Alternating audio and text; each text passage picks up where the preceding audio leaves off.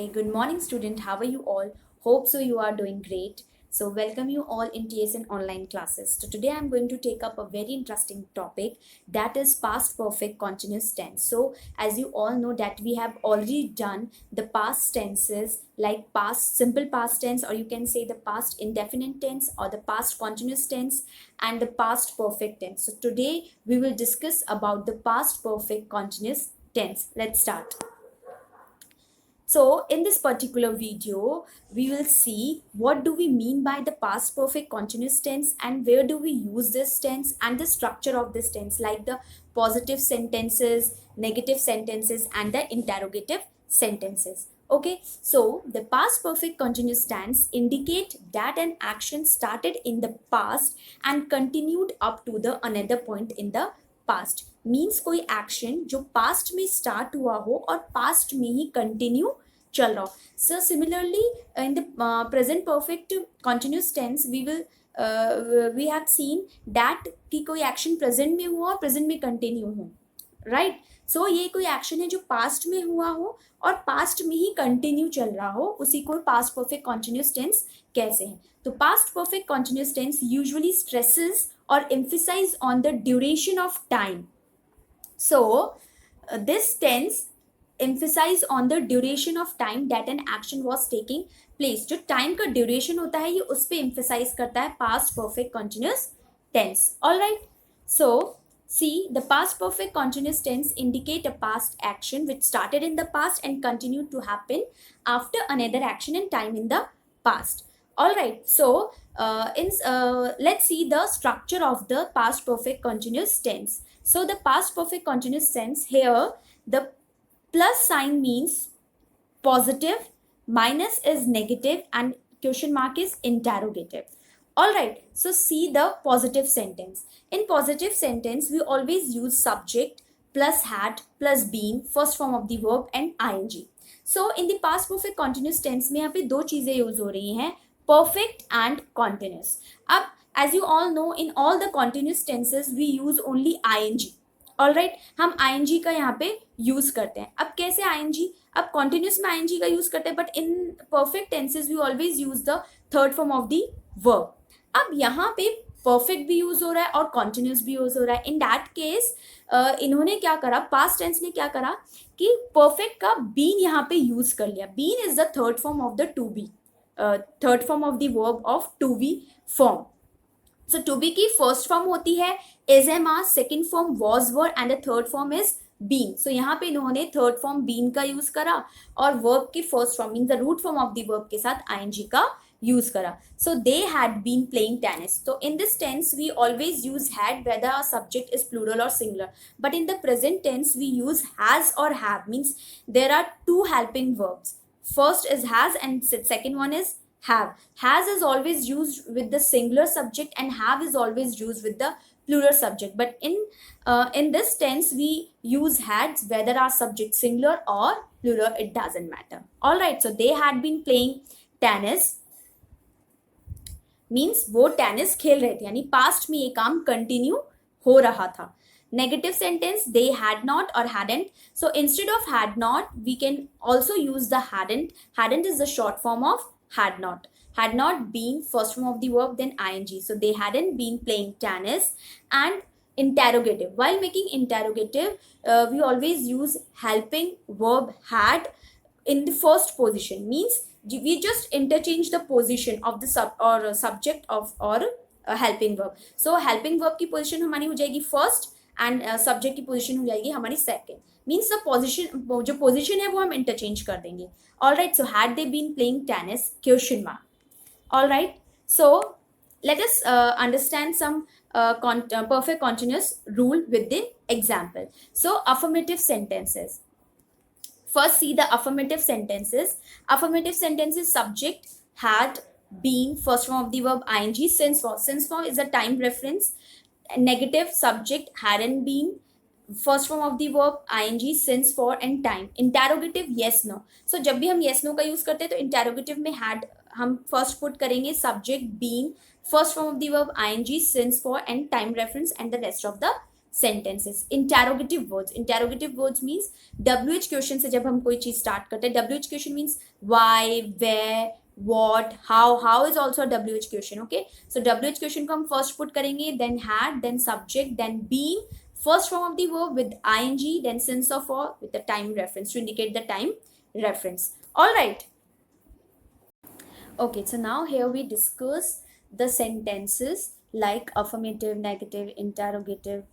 Okay, so see the first sentence, she had been playing for 2 hours.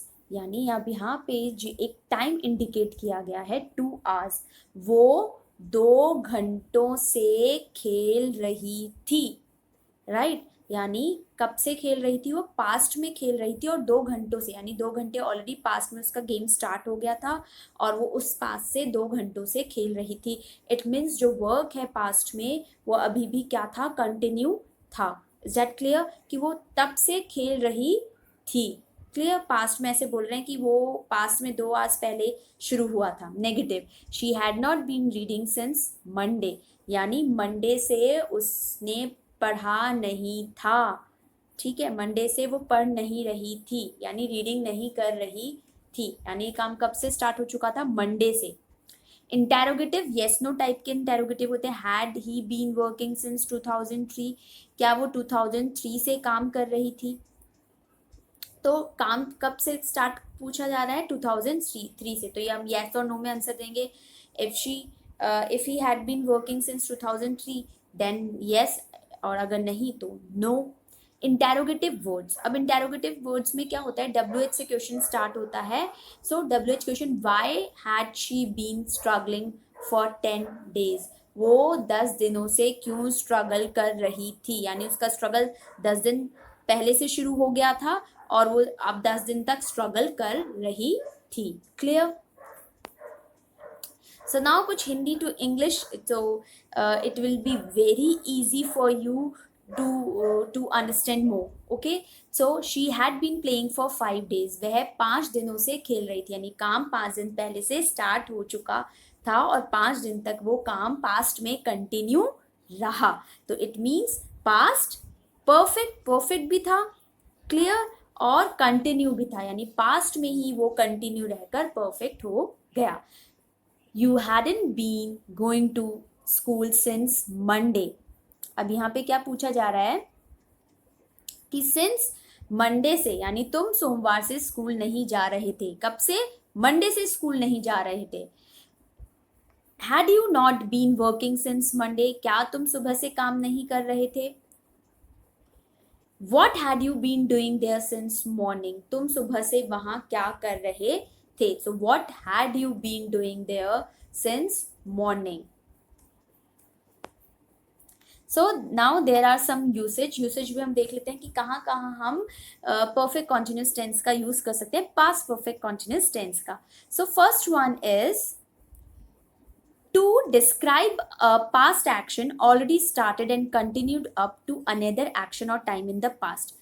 Already I'll explain you कि I had explained you that कि कोई action है past में start हुआ और past में ही कंटिन्यू है, a point of time. See the example, the boys had been playing soccer for about an hour when it started to rain. So क्या कह रहे हैं कि जब रेन शुरू होने, मतलब जब रेन स्टार्ट हुई उससे पहले ही बॉयज ने क्या कर दिया था, सॉसर खेलना स्टार्ट कर दिया था, यानी वो लोग सॉसर खेल रहे थे जब रेन स्टार्ट हुई थी. ठीक है. Next example is to express the duration before something in past. अब कोई ड्यूरेशन बता रहे हैं. Richard needed a holiday because he had been working hard for 6 months. अब रिचर्ड को क्या चाहिए, हॉलीडे चाहिए. क्यों चाहिए, बिकॉज वो 6 महीने से हार्ड वर्क कर रहा है. अब यहाँ पे देखो क्या है, यहाँ पे एक चीज हो सकती है कि हम पास्ट परफेक्ट का भी यहाँ पे हम यूज कर सकते थे. लाइक कि रिचर्ड जो था उसको यहाँ पे नीडेड, ये सिंपल पास्ट का यहाँ पे यूज हो रहा है. Because he had been working hard for 6 months, वो वर्क हार्ड कर रहा है, कब से, 6 महीनों से वो हार्ड वर्क. तो यहाँ पे ड्यूरेशन ऑफ टाइम इंडिकेट कर रहा है कि this sentence is belong to the past perfect continuous tense. See the next example, to describe the cause of something in the past, कोई कॉज हुआ पास्ट में, वो ही वॉज टायर्ड, वो tired था, because he had been jogging, क्योंकि वो jogging कर रहा था। क्यों टायर्ड था? क्योंकि वो जॉगिंग कर रहा था। तो कोई कॉज है समथिंग कि इस पर्टिकुलर चीज की वजह से उसे ये चीज हुई है, राइट? तो यहाँ पे फर्स्ट और सेकंड नहीं है कि फर्स्ट एग्जाम्पल, फर्स्ट एक्शन हमारा परफेक्ट में होगा, सेकंड सिंपल पास्ट में, ऐसा नहीं है। यहाँ पे एक्शन क्या है? कॉज बता रहा है। वो थका हुआ क्यों है? वो थका हुआ इसलिए है क्योंकि वो जॉगिंग कर रहा था, पास्ट में जॉगिंग कर रहा था, इसलिए वो थका हुआ था। So now, past perfect versus the past perfect continuous tense. So here, difference between the past perfect tense और the past perfect continuous tense, यहाँ पे कुछ differences हमें बताए जा रहे हैं. Let's see the past perfect tense. So as you all know, in the past perfect tense we always use had plus third form of the verb, but in the past continuous tense we always use had been first form of the verb and plus ing. All right. So, see the first one, the past perfect example. Express a past action already finished when another past action happened. एक अब ये क्या बता रहे हैं कि कोई action past में पास्ट एक्शन एक्सप्रेस कर रहा है कि कोई भी एक एक्शन फिनिश्ड हुआ हो जब पास्ट एक्शन स्टार्ट हुआ, means the first action is the past perfect action and the second one action is belong to the past perfect past action, simple past action. See the example. I met them after they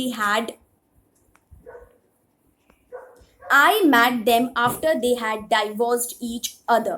So the first action is they had divorced each other, यानी जो divorced का first action है it's already happened in the past time and the second one action is I met them. So I met them मतलब जब मैं उनसे मिला उनका already divorced हो चुका था, राइट? वो ऑलरेडी सेपरेट हो चुके थे. So I met them is क्या इंडिकेट कर रहा है? Simple past tense. Clear? Now see the past continuous example. So here describe a past action which started in the past and continued to happen after another action or time in the past. means some कोई action जो start past में हुआ हो और past में ही continue हो रहा हो, मीन्स परफेक्ट है, परफेक्ट और कंटिन्यूस एक साथ है. तो कोई एक्शन पास्ट में ही स्टार्ट होकर और पास्ट में ही वो कंटिन्यू कर रहा हो, यानी रेगुलर हो. Let's see the example. Sara had been working here for 2 weeks when she had the accident. So यहाँ पे दो एक्शन है. सारा जो है वो यहाँ पे 2 weeks, यहाँ पे टाइम रेफरेंस है, ड्यूरेशन ऑफ टाइम दे रखा है. सारा कब से काम कर रही थी? 2 हफ्तों से काम कर रही थी. When she had the accident, कब? जब उसका एक्सीडेंट हुआ था. Clear? Okay, now see the another usage. Emphasize the result of an activity in the past. So here the word emphasize means किसी चीज पर जोर देना, उसे emphasize करना कहते हैं. So I had been to London twice by the time I got a job in New York. ये तो था हमारा simple past का, which is already I told you in past perfect tense. So see the past perfect continuous tense example. Emphasize the duration of activity in the past.